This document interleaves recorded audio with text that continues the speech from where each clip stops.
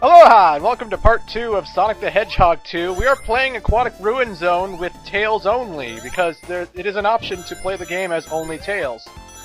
Now, I guess some of you are going to be asking, can Tails do anything special? No.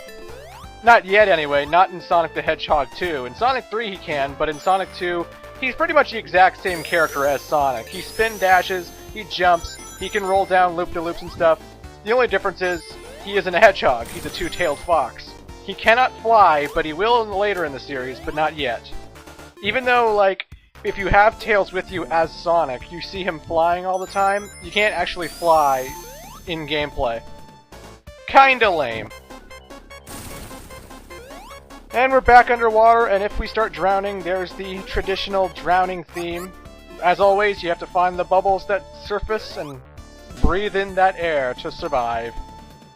Even Tails can drown. He is not immune to water. And of course, when you go through the sign, you get Tails' face instead of Sonic's. Miles Tails Prower. He's a bit of a tech wizard. He knows how to operate planes. He knows how to fix and make mechanical devices.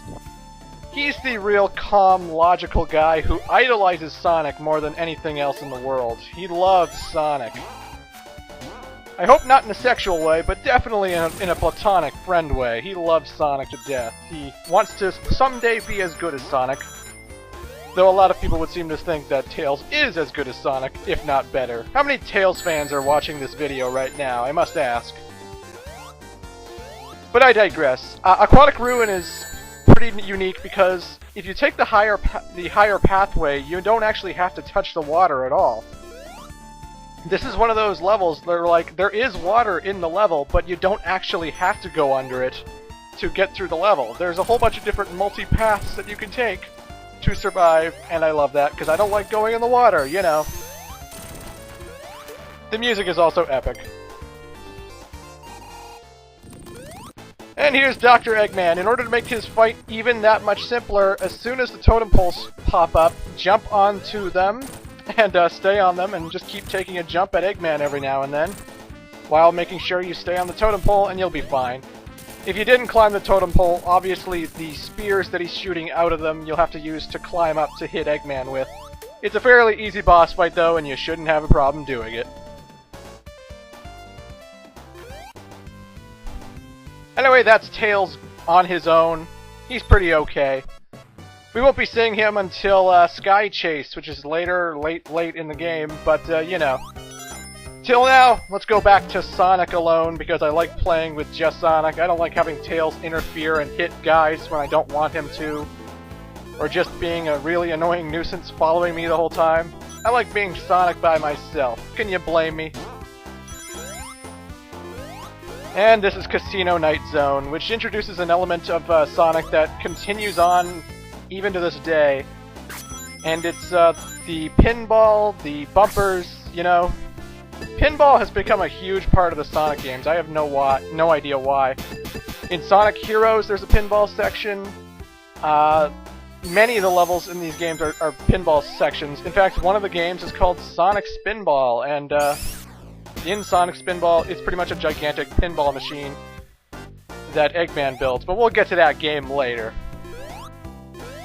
Casino Night Zone is also great for collecting infinite amount of rings, because there's a slot machine here that you can go into, and depending on what kind of pictures you get, like 3 in a row, you'll get either a lot of rings, or you'll lose all your rings, depending on what you get. And I'm spending way too much time trying to get into this slot machine. Booyah! Sometimes you get stuff that don't even match, and then you have to keep trying again and again. I'm sure I'm gonna get something awesome this time! Fuck! Basically, if you get all 3 Eggman symbols, you lose all your rings. It doesn't kill you, thank God, and if you have no rings, it doesn't kill you then either. But, you know. It's still a pain in the ass when you have 100 rings, then you land on Eggman, and it's like, all gone. Sonic and Tails symbols, I believe, are 25 rings. The jackpot is like a 50 or 100. I'm pretty sure it's 50, actually. Ring symbols are worth 10, and I know there are other combinations you can get where it's like Sonic, Ring, Sonic, and I think that's like 25. I don't remember the exact way every score system goes in the slot machine, but you know. I remember being a kid and spending many a time at that slot machine trying to get as many rings as I could. What I haven't pointed out before is that there is actually a time limit on these levels. You have to beat every level in 10 minutes, because as soon as it reaches 10 minutes, the game immediately kills you for no reason. So, yeah, you can't spend too much time on the slot machines. If you're taking way more than 10 minutes, you're going to die and you're going to have to restart the act. Not fun.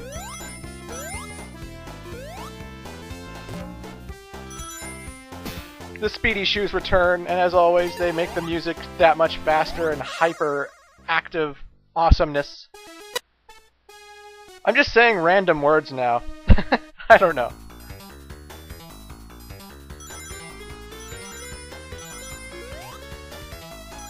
As always, the bombs will take away your rings. They don't take away all your rings, but they'll take out a big chunk. And considering how many rings are on the actual tunnels, you don't want to get hit. You really don't want to get hit. It is imperative you collect as many rings as you can.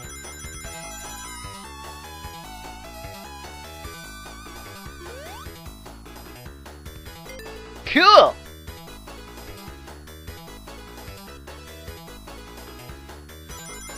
Also, I guess some people are wondering what Eggman's up to in this game. Obviously, he's turning animals into robots again. This time he's in Tails' home island of Westside Island.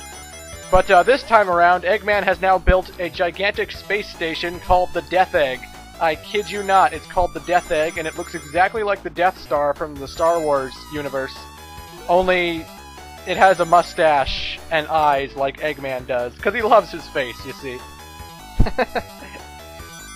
We already saw that in Aquatic Ruin, how his face was on some totem poles, but yeah, Eggman loves himself, clearly. He's a bit of a narcissist. You'll see many times throughout the series, Eggman loves to build statues of himself, and he loves to immortalize himself in everything he does. He loves himself, what can I say? It's like how Dr. Wily in the Mega Man series has a weird fascination with skulls. Why does Wily like skulls so much? I don't get it. But anyway, Eggman's built this gigantic space station called the Death Egg. He's gonna try and conquer the world with it, turn islands into mechanical monstrosities. And so it's up to Sonic to get to this Death Egg and take it out and stop Eggman once and for all. That's the plot, basically, in case you were actually curious about a 2D 16-bit game like this. Sonic games aren't all about the plot, but you know, well, not the older ones, anyway.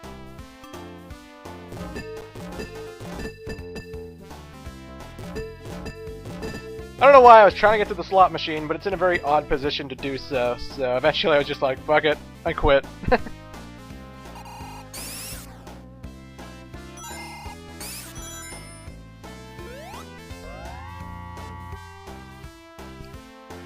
Damn, I love this music.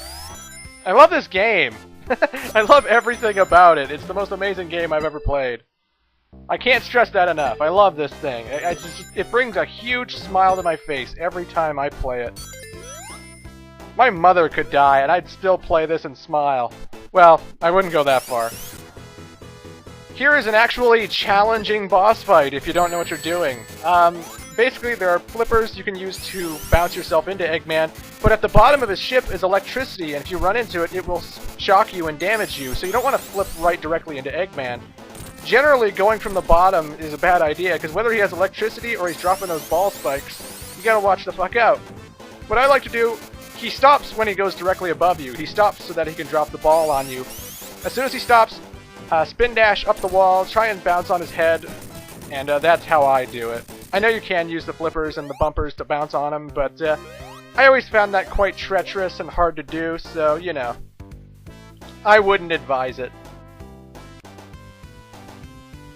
But yeah, isn't Casino Night kick-ass looking? I love that background. I'll see you in part 3.